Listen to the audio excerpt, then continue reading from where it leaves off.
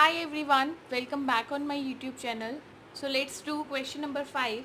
If PQ is perpendicular on PS, as you can see, PQ is perpendicular on PS and PQ is parallel to SR.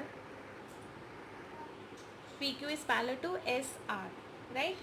तो अब हमें angle दिया हुआ है SQR. SQR. This is the point R और यहाँ पर हमें जो एंगल दिया हुआ है, this angle is SQR, this angle 28 degree और QRT ये हमें दिया हुआ है 65 degree and this is Y and this is X. तो हमने X एंड Y की वैल्यू फाइंड आउट करनी है, राइट? मीन्स हमने ये एंगल्स फाइंड करने हैं, this angle and this angle. ठीक है बेटा, तो करते हैं शुरू. पैरेलल लाइंस हैं, तो पैरेलल लाइंस का हमें काफ़ी बेनिफिट मिलता है. तो आप यहाँ पर देखिए, PQ is parallel to SR. PQ is parallel to SR. ठीक है, तो इट मीन्स ये एंगल और ये एंगल कौन से एंगल्स होंगे? Alternative angles. So we get angle X and angle 1.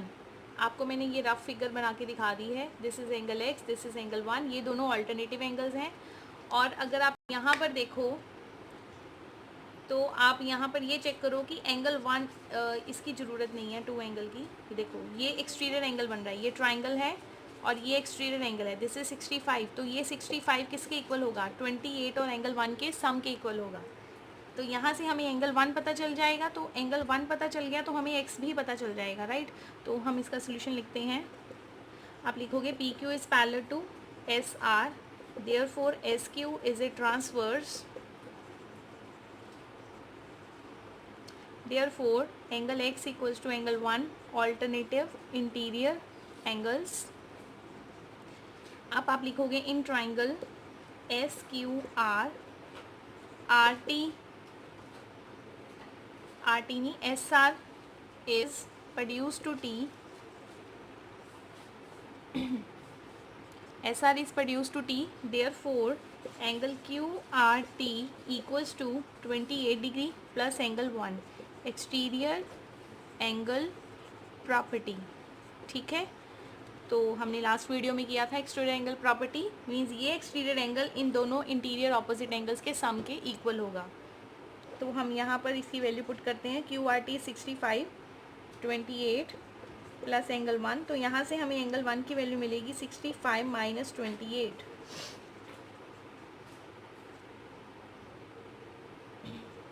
37 degree. Therefore, if angle 1 is 37 degree तो एंगल X भी कितना होगा? 37 डिग्री. तो एक वैल्यू हमने यहाँ पर निकाल दी है. तो अब अगर आप ट्राइंगल PSQ लेते हो, PSQ ट्राइंगल में देखो एक एंगल आपका Y है, दूसरा एंगल आपका X है और थर्ड एंगल है आपका SPQ.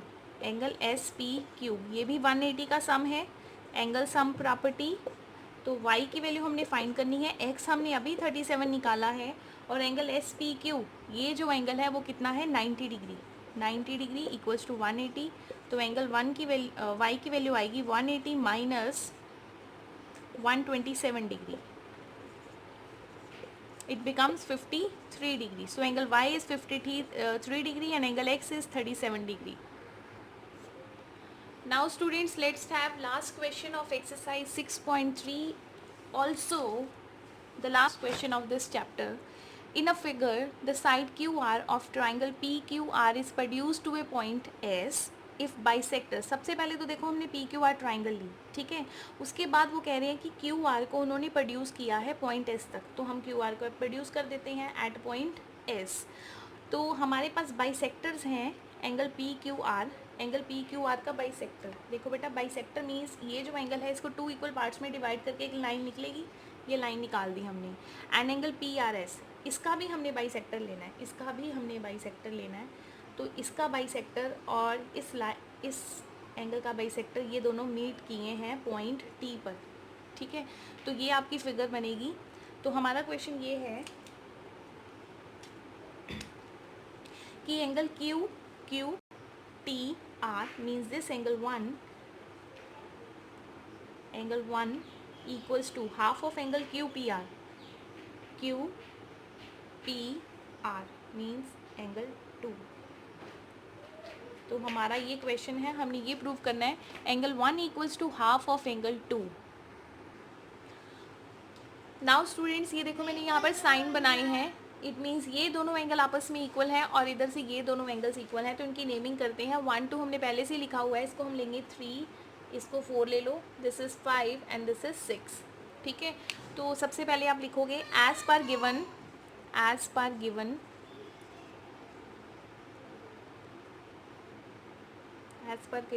गिवन क्या मतलब, जो आपको बाइसेक्टर दिए हुए हैं। ठीक है, bisectors of PQR and PRS are meet at point T. Therefore, angle 3 equals to angle 4 and angle 5 equals to angle 6. Bisectors का मीन कि उनको इक्वल पार्ट्स में डिवाइड कर देना। ठीक है, तो अब जो हमने नेक्स्ट स्टेप करना है, अब ये ध्यान से देखना बेटा, अगर मैं ट्राइंगल लेती हूँ Q T are, this is very important question, काफ़ी बार एग्जाम में आता है। टी क्यू आर, ये देखो मैंने ये वाली ट्राइंगल ली है क्यू टी आर, जिसमें एंगल 6 आपका एक्सटीरियर एंगल है और एंगल 6 का सम किसके इक्वल होगा, एंगल 1 और एंगल 4 के। ध्यान से देखो बेटा, अगर मैं इसको रिमूव कर दूँ, ये देखो एंगल 6 का सम किसके इक्वल होगा, एंगल 1 और एंगल 4 के। तो यही हम लिखने जा रहे हैं। आप लिखोगे इन ट्राइंगल